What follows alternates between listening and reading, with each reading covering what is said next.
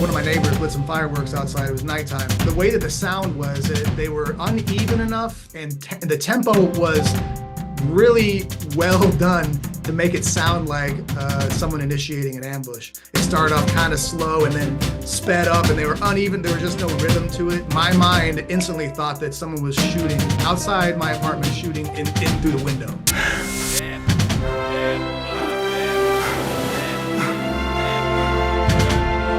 Welcome to Mindset Lessons from the Field. I'm Gina Cazazza, the author of the upcoming memoir, Training with a SEAL. Today's guest is a retired Special Operations combat veteran with over 26 years of service.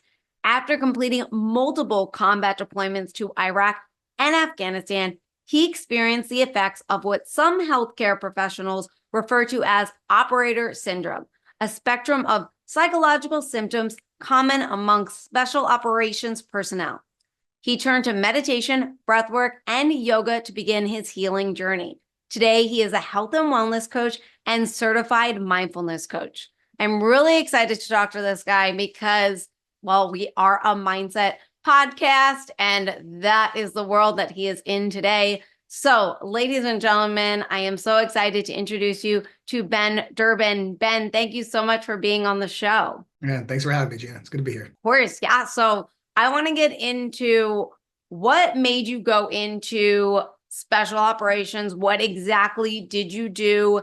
And let's start there. Let's see here. I guess it depends on how far we want to go back. I've come from a pretty big military family. Okay. So it was pretty much guaranteed for me personally that I would join the military. After I joined, my parent community in the military was, I'm a tactical, or rather a cryptologic linguist, starting out just cryptology. I was a translator, and I worked at the NSA, and I sat at a desk. That did not work for me. It was like Office Space. I was around the time that Office Space came out, and that movie really resonated with me because I was living a military version of the Office Space. So I decided that I was going to get out of the Navy and go home back to Arlington, Texas, and be a cop. But I got a DUI right before I was supposed to get out, and so I couldn't go do that job. The police would not hire me. Well, I guess I was like, okay, I guess I'll stay in. And then what am I going to do if I stay in and not jump out a window? So I heard about this program where linguists and cryptologists support the SEAL teams on the ground with platoons, like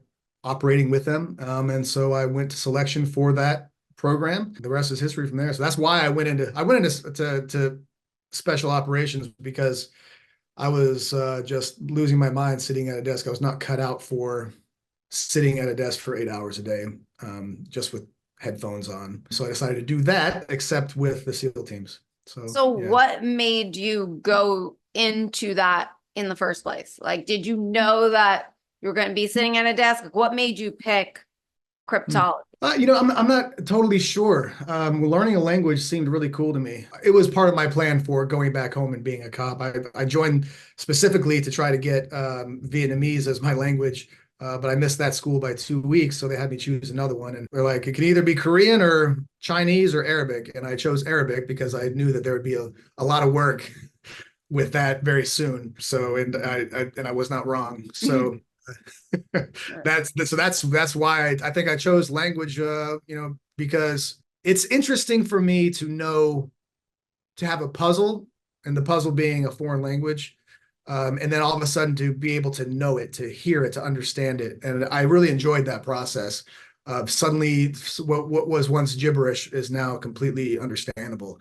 So I love that aspect of puzzles and problem solving, when all of a sudden the knowledge is bestowed upon you, and it feels good to do that. So, a lot of what I did was in a pursuit of, what feels good, and knowledge feels good to me.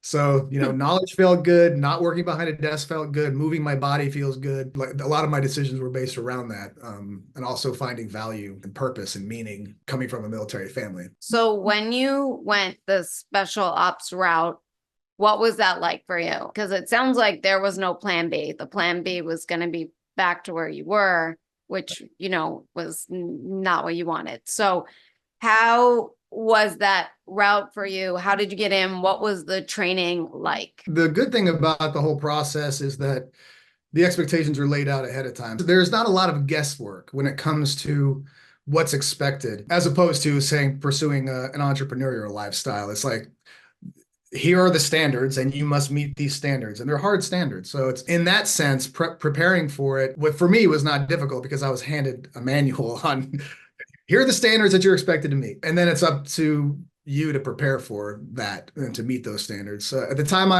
I joined this program, they sent us through the same school that the special boat operators go through, SWCC school, Special Warfare Combatant Craft Crew Members. I went through that school in Coronado, the same BUDS compound as everyone else. And to do that, I prepared for about 6 months, worked out twice a day. I took it really seriously. I wasn't gonna fail. Like there's How old were you during this time? I was 28.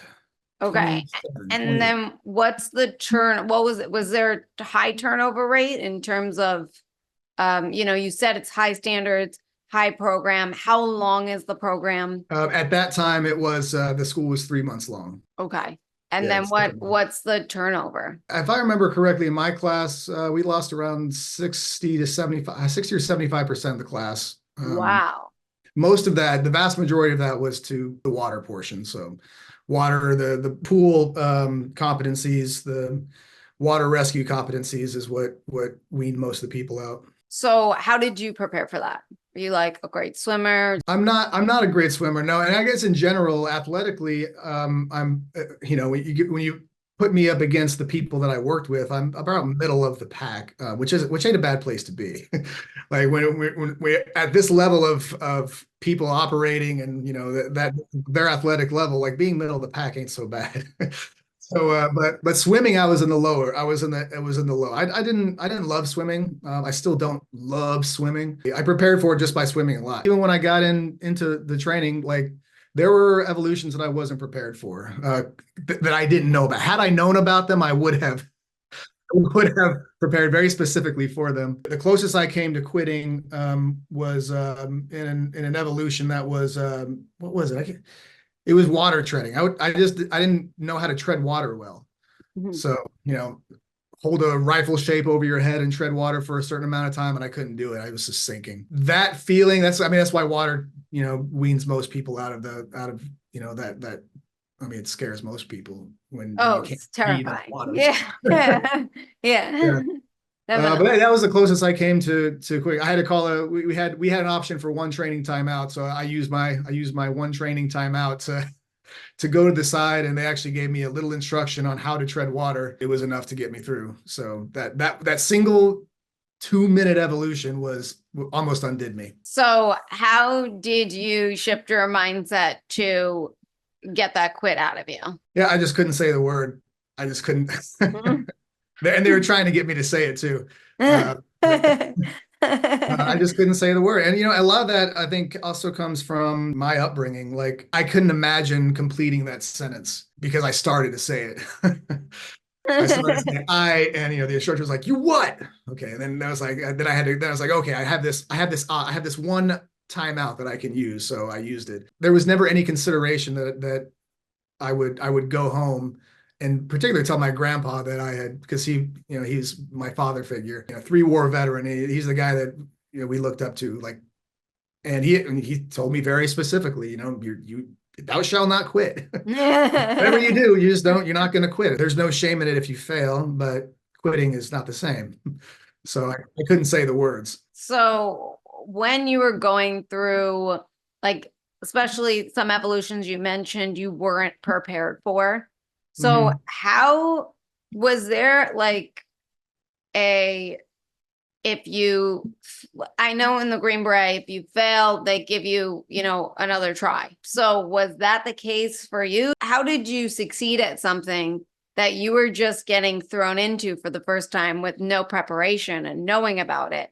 And then how did you, and if you did have any struggles, how did you overcome that? At the time, I can say this being where I am now and looking back at my mindset then, what I didn't know that I had was that I understand now is an openness to experience really uncomfortable things, a willingness to experience it, and sort of some guardrail, some some rails of values that I had already going into it.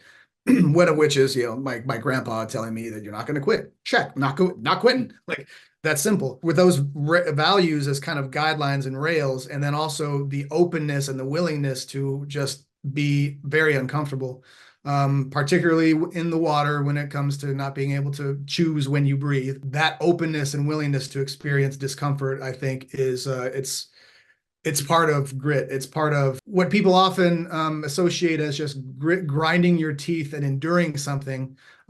If you look really closely within it, quite often you will find an openness and a willingness to experience that which you're experiencing, as opposed to just like fighting what you're experiencing and trying to avoid it. That openness and willingness to experience pain and discomfort and suffering in general, it's a necessary component of doing that sort of thing. So it's interesting because I am all about the discomfort and the uncomfortable. It's how I kind of went into acting and stand up and all that stuff, because it was like, I much rather be behind the scenes than in front. And it was because it was so uncomfortable, I jumped into it to, get through that. However, the water, it is such a fear. Like you mentioned, like it's a fear for so many. And I do it. Like I love the ocean. I love swimming in the ocean. I'm breathing and humming to myself as I'm in it. I took myself cageless shark diving to experience, what it's like to be with these apex predators and all this stuff. So you could only imagine, like, I know this stuff, but to all of a sudden have all this equipment and oxygen, and then all of a sudden getting it ripped out from you, and then just having no air and, not shooting up to the surface, but staying calm and putting gear on or getting through certain swims without breath. How does one push through that level of discomfort? I feel like that's totally next level, because it's like, technically it's like you saving you, right? Or you not saving you, right? In a sense, because you can just shut up to the surface and breathe, right? But technically you can't, because you're supposed to go through certain procedures to remain calm underwater. Does that make sense? Mm-hmm. So Yeah. how do you control your body to calm down when it feels like it's on the brink of, like, passing out from lack of oxygen? I will just always return back to the willingness to experience that. Because the fight against it, let's say I'm also a free diver, so I understand, like I practice breath holds. I understand what it feels like. Now, did you do this prior? Like, were you free diving prior to you doing this water stuff, or did you become a free diver after? Free diving came later when I was trying to figure out what was going to work for me as far as, healing and, managing my central nervous system. I found free diving to be really effective at that. But yeah, and I understand what it feels like to. I passed out on accident. I'm not trying to pass out, but it happens sometimes. So it's simply a choice that one can make when facing discomfort and suffering in general. And I experienced this looking back a lot of times throughout this healing journey of, what do I face? What do I accept? What do I open up to? What am I resisting and pushing away? When people panic let's say just underwater, when people panic underwater on a breath hold, that panic is stemming from a very visceral, very primal sense of survival, very natural, totally normal. Mm-hmm. And the drive to that panic, the drive to do anything physically possible to get out of that situation stems from an inability in the moment to accept what is happening, to accept and choose to accept the fact that in order to complete this task, to do it the way that needs to be done, I can't breathe yet. Can't do it. And in training, if you have, in training in the best possible ways, in a perfect scenario, you're not going to die. And you know this because you have all these safety measures in place. You have people to get you to the surface. In free diving, we have safety measures in place. You will get to the surface, and they will take care of you as long as all the protocols are followed properly. With that knowledge, even with that knowledge, sometimes people aren't able to accept what's happening in the moment. Mm-hmm.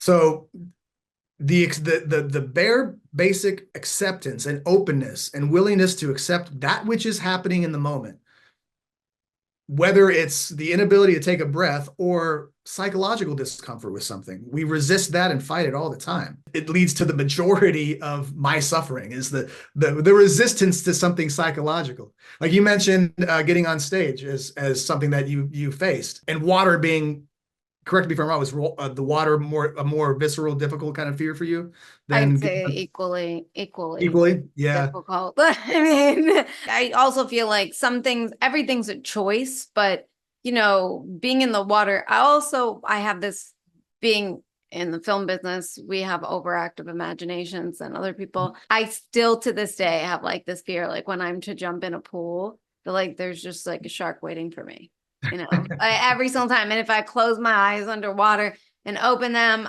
my heart still stops for a hot second, thinking we're face to face. Now, being that I did jump in the water with them in the ocean, and they came right to me. I mean, they swiped me. They came right over to me. I feel like a little bit braver, where I'm like, I got this, me against a shark. But at the same time, as long as I know that it's there, versus I like change and I like the unknown in a sense where I'm kind of in control of where I know that I'm going, even though I don't know it. It's like, you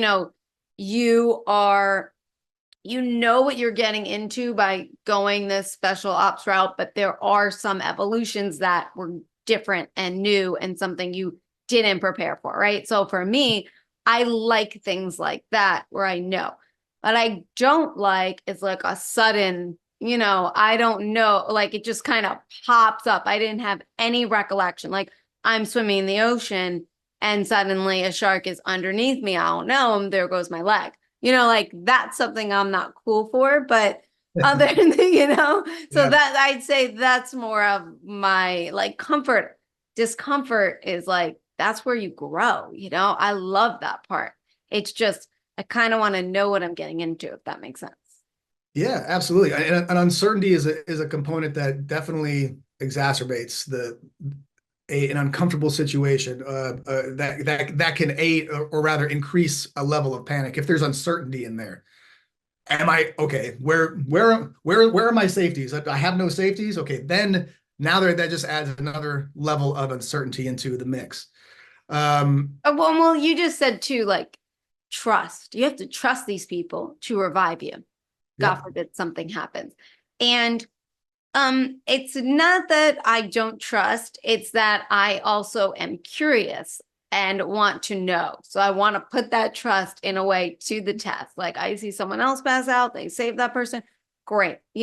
I see someone else pass out, they couldn't save that person. I'm not going in. Like, like that's it. Like I want to be curious. I'm not just going to blindly trust another human being without kind of being Mhm. curious, if that makes sense.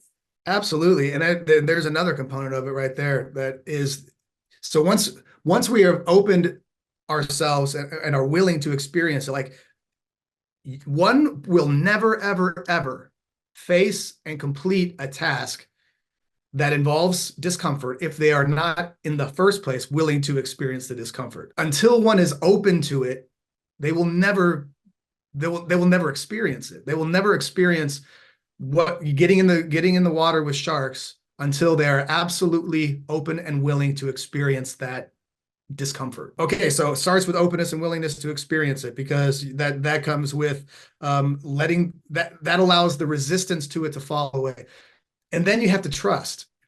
And if it's just you, if you got no one else to complete this task, okay, then you got to trust yourself in the same way that you would trust another. You have to trust your ability to complete the task at hand. Confidence, and that can come through repetition. There were some evolutions when we knew we had 3 chances to get through them, and I failed the first two, and the third one I knew that I had to pass it on the third one. And very few people pass on the first go. Most of us passed on the second. I made it to the third. But by the time I got to the third test, I had taken the test, 2 times already. I knew that I was good by the third time. I felt more confident. I had more trust in myself. I wasn't so nervous. And it was a completely different test. It felt like a breeze because I'd already failed twice at it. Did you get time to prep where like it's like I failed one test, I get like a weekend to practice and I get to go to the next one? Or is it like I failed, then instantly have to take it again and again. Yes, we practiced for this test a lot too. You do.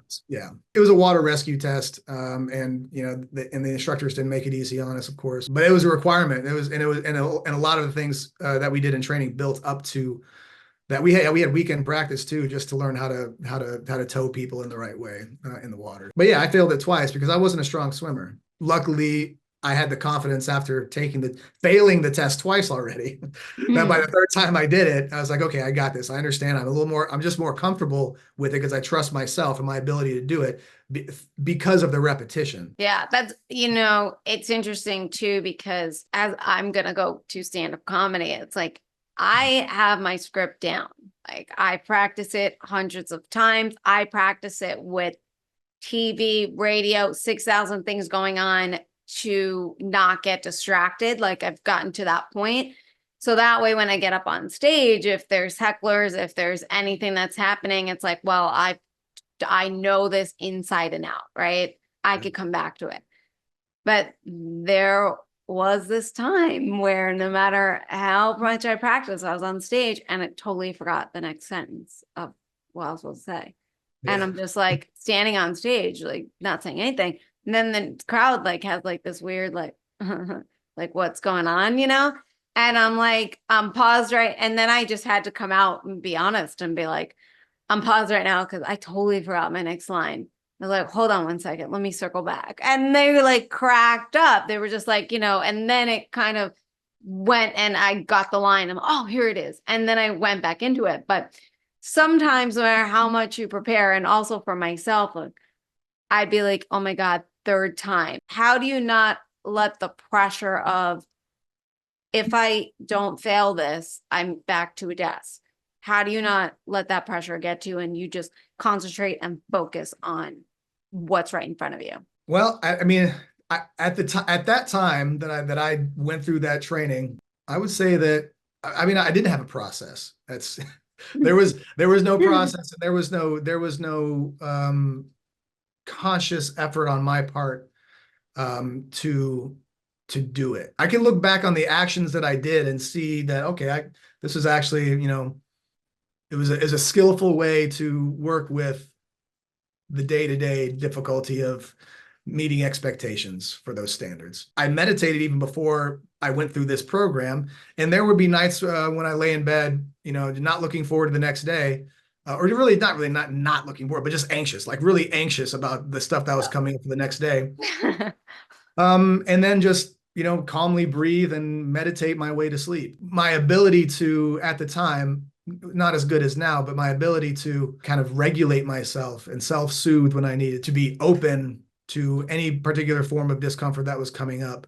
And then the repetition aspect of, confidence is built through repetition, really. That competence over time will build the confidence that you need.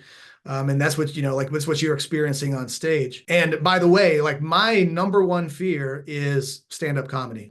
So like, I don't fear anything physical. I'm open. I'm 100% open to jumping. Like, it scares. Yeah, sure. It scares me. I'm not looking forward to the feeling of discomfort when I know that I'm going to, go up against a max breath hold. It doesn't feel good, but I'm totally willing to experience it, completely willing to experience it. Stand-up comedy or getting on stage for entertainment and any, like this other project that I'm working on, like that really scares the crap out of me. And I feel so much more resistance to it. Like, feeling the resistance to getting on stage for entertainment purposes of any kind is way different than public speaking in my technical wheelhouse, where I could just take some information and then brief people on my skill set. That's easy and super comfortable. The idea, it's just a psychological idea, an idea of psychological safety, that people are going to judge me and will they like me? Am I going to succeed at this? It's way different. And that is my number one fear, 100%.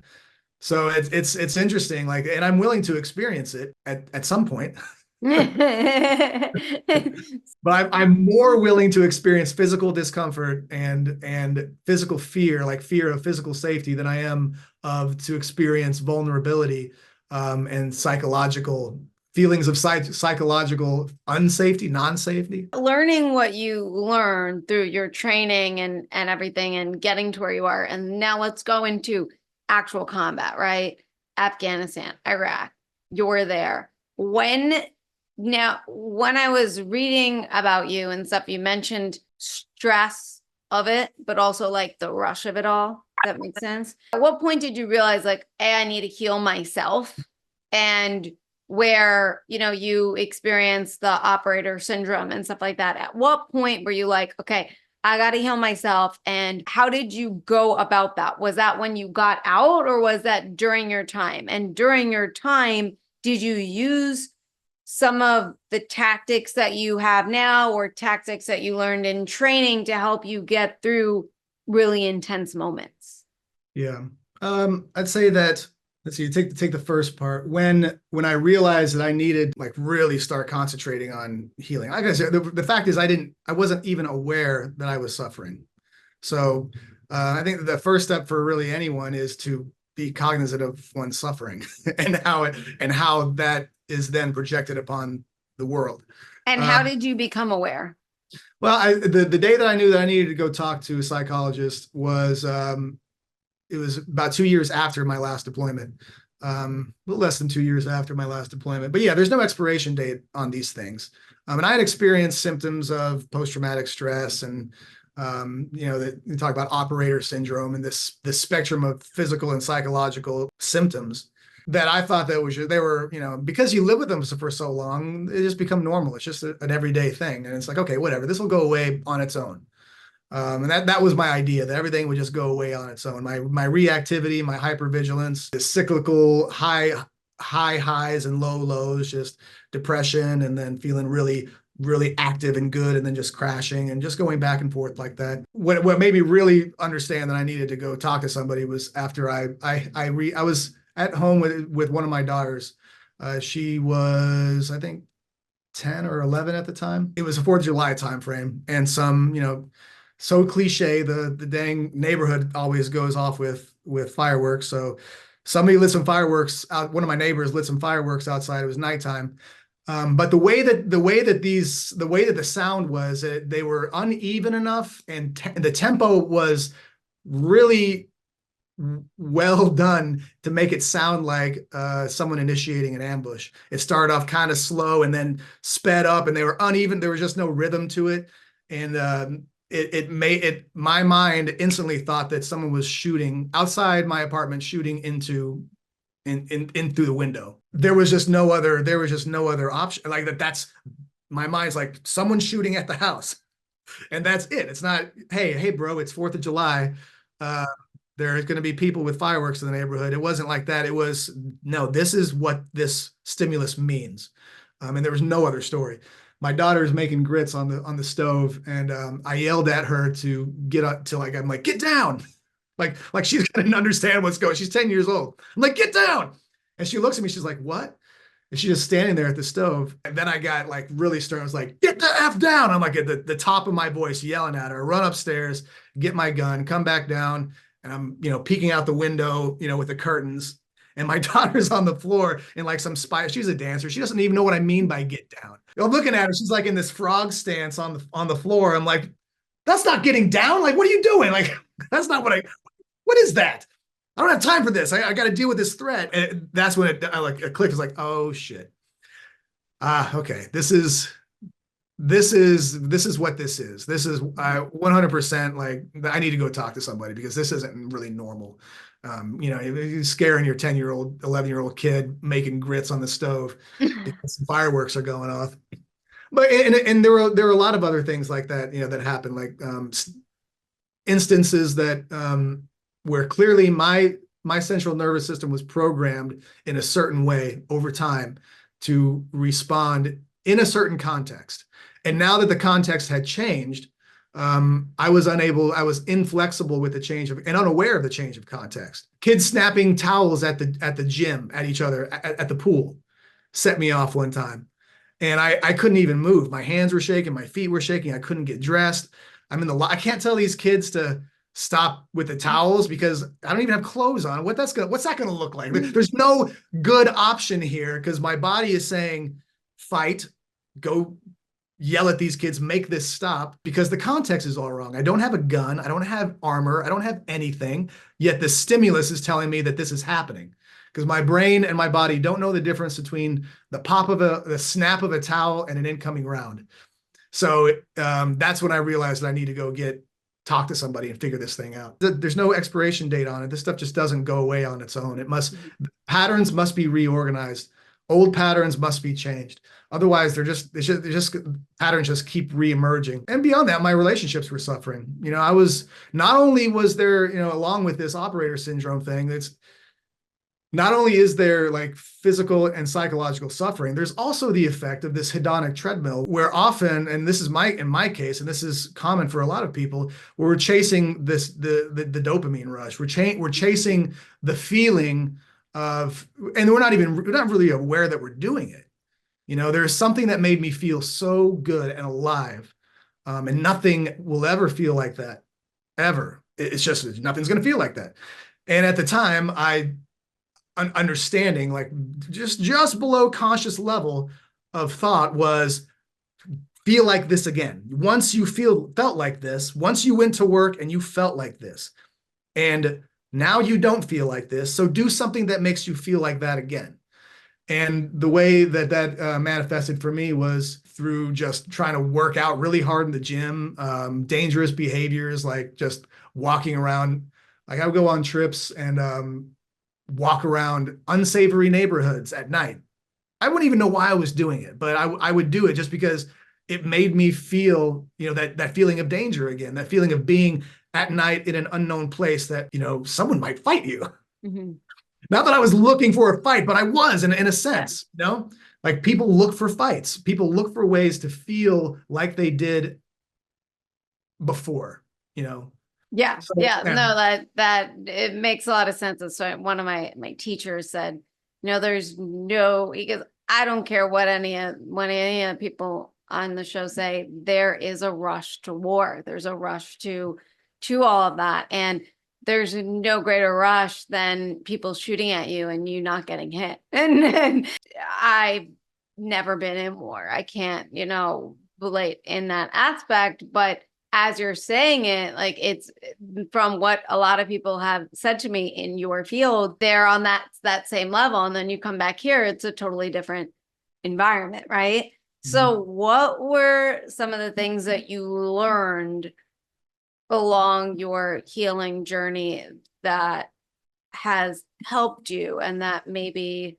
any exercise or things like that we can learn from as well? When I started doing the work, quote, the work, was when, really, yeah, I was suffering, but when I saw what it was doing to my relationships, when I saw what was happening in my personal relationships, particularly with my wife and daughters, I realized that, okay, I've been doing therapy, great, but I haven't been doing the work, like working every single day in a repetitious factor, the way that I would train my body. We spend so much time training the body, and we expect it just that alone, we expect that to affect our mind. And that's not necessarily the case. Not necessarily.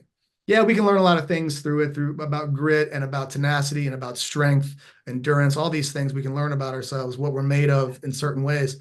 But it doesn't necessarily have the specificity of training the mind in the way that we think it might.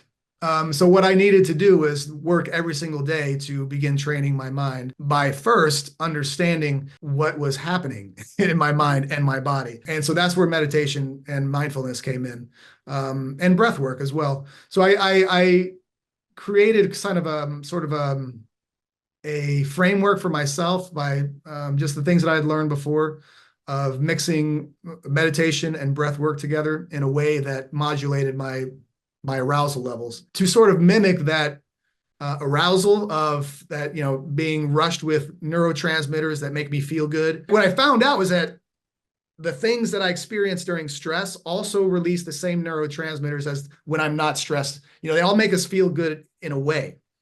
And that the rush that I felt from operating and experiencing very stressful moments, they were the same neurotransmitters that were being released when I was engaged in pleasurable activities as well. There's pleasure in all of those things. There's things that are happening in our bodies that lock us into these hedonic treadmill patterns that we're just searching the feel good over and over and over again, even though the event was stressful. So what I did was sort of through breath work and meditation, recreate that cycle and then learn how to calm it down every time I would, breathe in a certain way to elevate my arousal state, and then breathe in a certain way to lower my arousal state, and do it a lot of times and meditate at the same time to understand what I was feeling and name all the sensations, name all the emotions, all the moods. There's so much to notice when we just observe our own experience, and I'd never done that before. What that led me to see was the ways that my behavior was affecting my loved ones, and the things in my body and the things that I could do to change those patterns of behavior.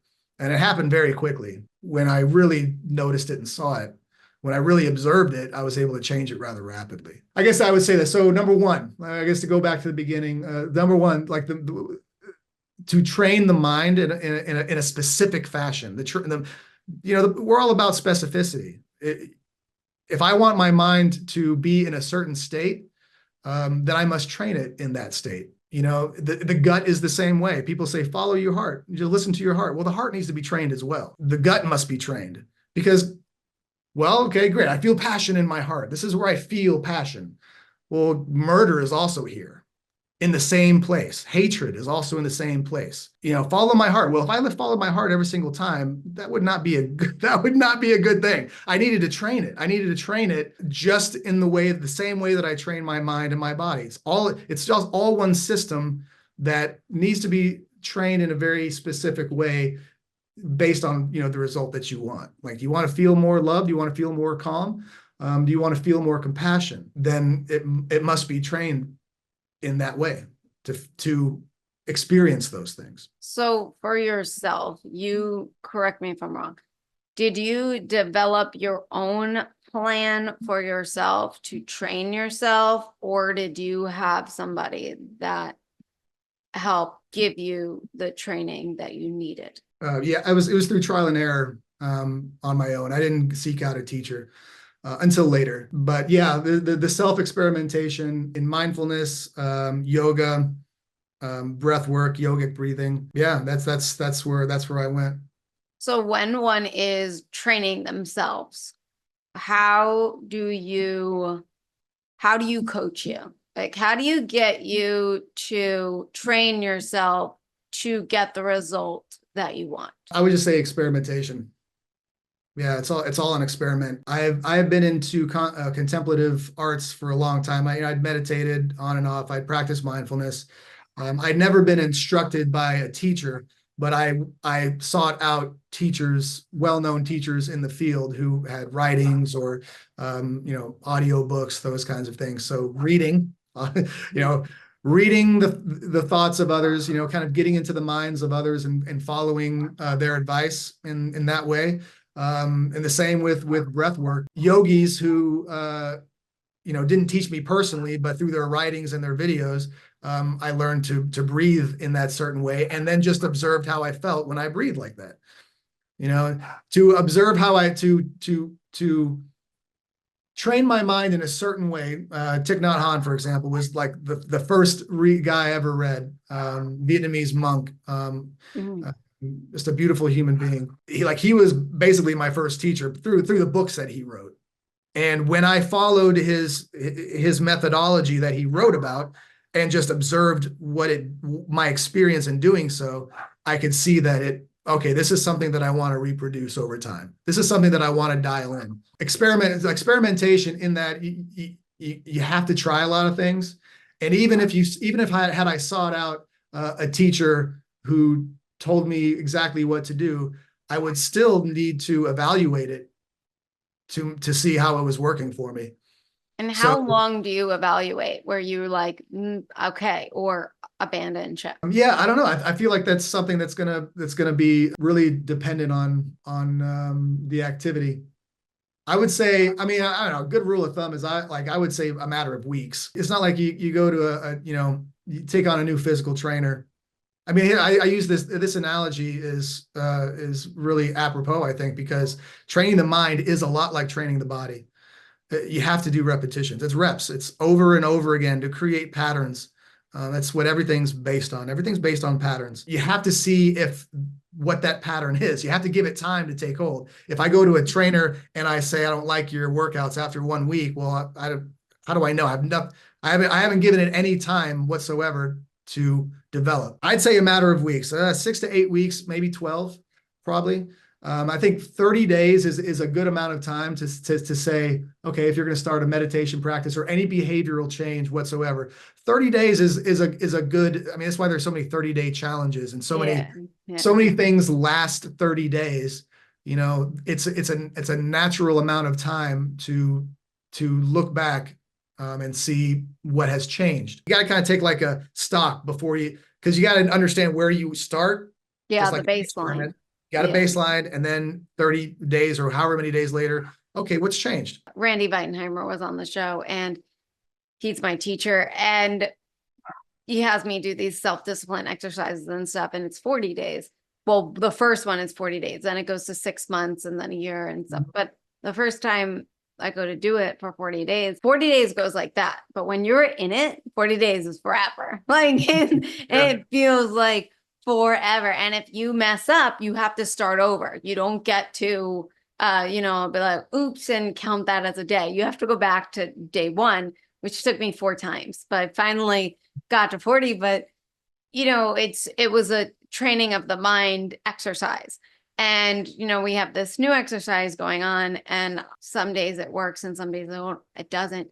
And he's like, you are not patient. Like, he's like, you have to give yourself grace, and you have to give yourself, like, you're learning, you're figuring things out, like you said, it's like a puzzle. Sometimes it's gonna fit and sometimes it's not, and you're ready to like abandon ship, like, or like, oh, it worked. I go, it worked, what's next? And he goes, it needs to work like 100 times before we move on to what's next, So for yourself, how do you stay in it? Were there like days where you just wanted to reset back to the old self because you are, our body is and our mind and it's so resistant to change, and it's so used to controlling us, like being in the seat. And now you're taking over and you're going to meet with that resistance. So how do you combat that resistance and completely take over? It helps to have an acceptance that there will be times when motivation wanes, where,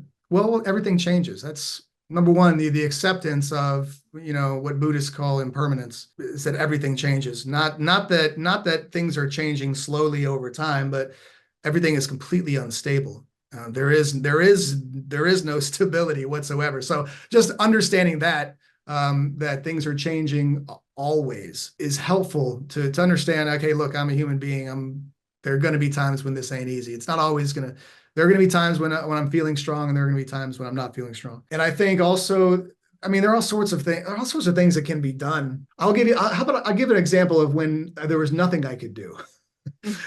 So I was finishing up school. I just finished a master's degree this year in health and wellness coaching. And earlier this year, and I love school, like I love learning.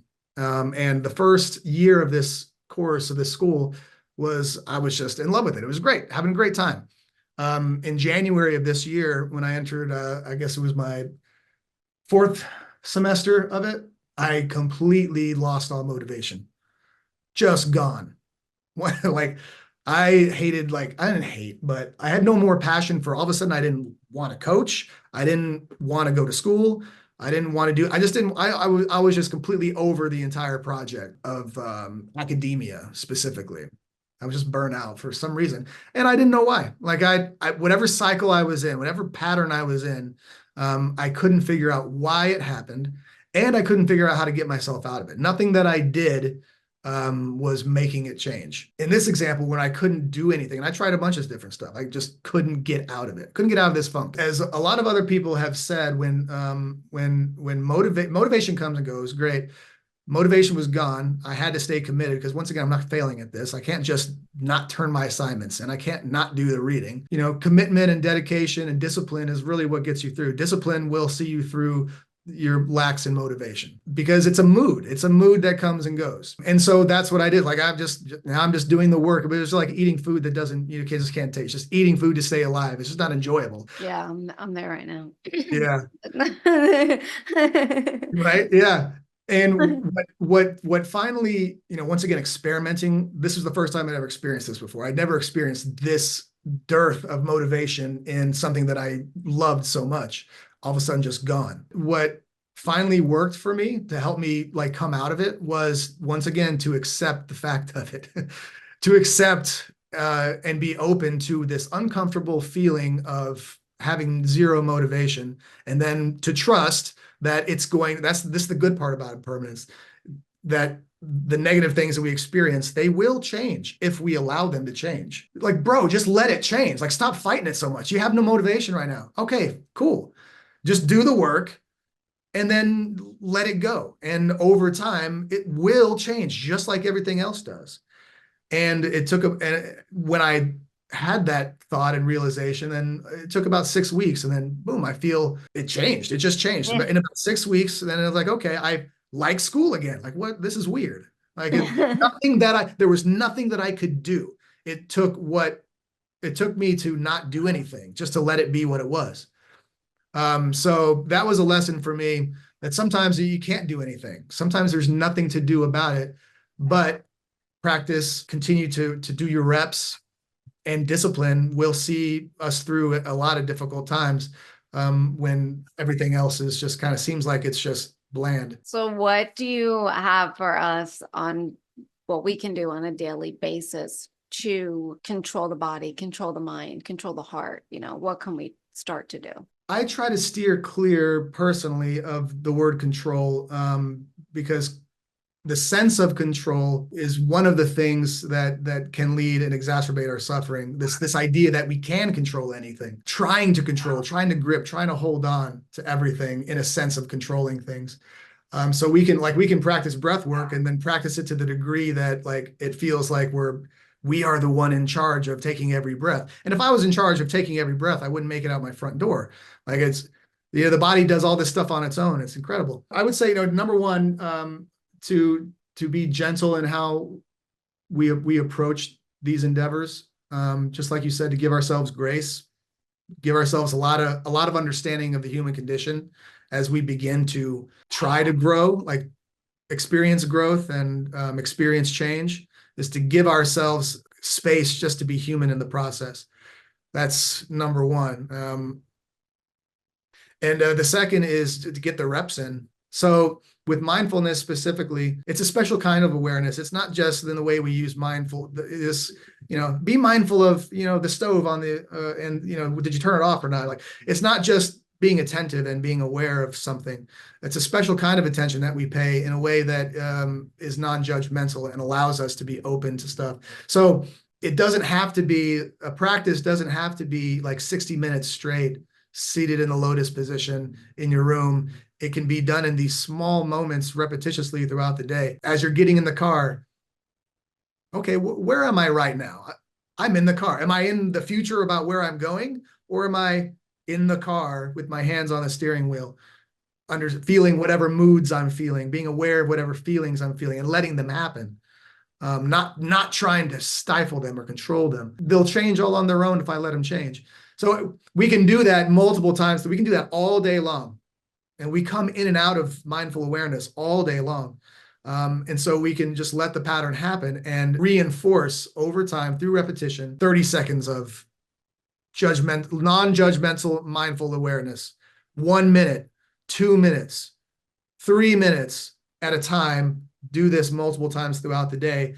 And then all of a sudden you may find yourself sitting in meditation where 30 minutes feels like a breeze. That sounds amazing. I mean, I do things like that on the daily, but sometimes I am too regimented. Like I am like, no, it's this 30 minutes, this position, like, like you said, I mean, I am someone who sticks to routine, or I do my best to stick to routine, because for me, I'm like, this is my building my discipline. So in the mornings when I'm getting up at 4:30 and I'm doing the sun salutation and then the shower and then my meditation and then I go to work, like for me, it's like very, very specific. Whereas sometimes my family always says, you need to give yourself a little bit more grace and do more little things throughout the day that's also going to help build that, instead of just focused on the regiment that I created for myself. So that's a great point. And that's one of the things I like to tell my students is if we can find the practice to a specific point in time, let's say my morning routine. If my morning routine, the discipline of sitting in meditation every day is very important. So your regimented routine is important, to carve time for yourself to train the way that you need to train, to practice the way that you need to practice. That's really important. We're losing a whole dimension if it just stays in that place and doesn't go out into the world with you. If I meditate in my room here for 30 minutes in the morning, and then I don't do it if it just stays in here, then if conceptually it stays in here and the practice it stays in this room, then I'm losing a whole lot of curriculum, because that's where we use it out in the world. You walk through the door, as soon as you get in your car and someone cuts you off, that's when the practice really happens. Yeah, that's when it all gets put to the test. Yeah, and that's I do like that part, because I'm like, I like the train to know, like, okay, now I get to put all my training to the test to see where I need to improve, or, oh, I got this, it's working, and then keep going and going and going and going. Because for me, I guess I want to feel like it's working. I want to feel like, and I get like the whole, what we talked about in the beginning, trial and error. And I understand you need that trial and error, but sometimes I don't know, and sometimes it doesn't work the first time, it'll work the second or the third time. And then maybe it might not work the fourth time. So it's just, you have to understand that there's never an end. It's a constant form of learning. And for me, I'm always like, I have to get there. And then when I get there, and there isn't it's there when I'm dead, like that's where it is. And I can't just keep reminding myself that, because like you said, it's a journey, and it's easy to stick to your routine and what you've created for yourself in these four walls, right? And then when you go out there, or you throw family into the mix and life, well, then that's the test, right, of all this stuff.